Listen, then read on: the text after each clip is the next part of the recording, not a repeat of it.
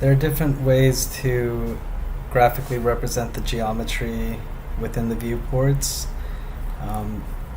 The three most commonly used methods for visualizing the models are wireframe, shaded, and rendered.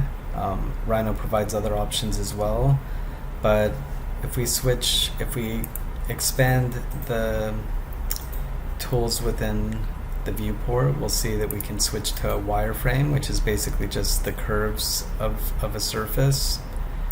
If we switch to shaded, that will render the surface as an opaque geometry. And we also can view this in a rendered viewport, which provides a ground plane and casts shadows.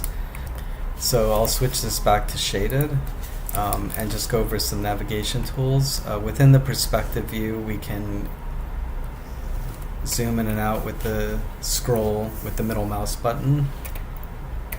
If we hold shift and right click, we can pan.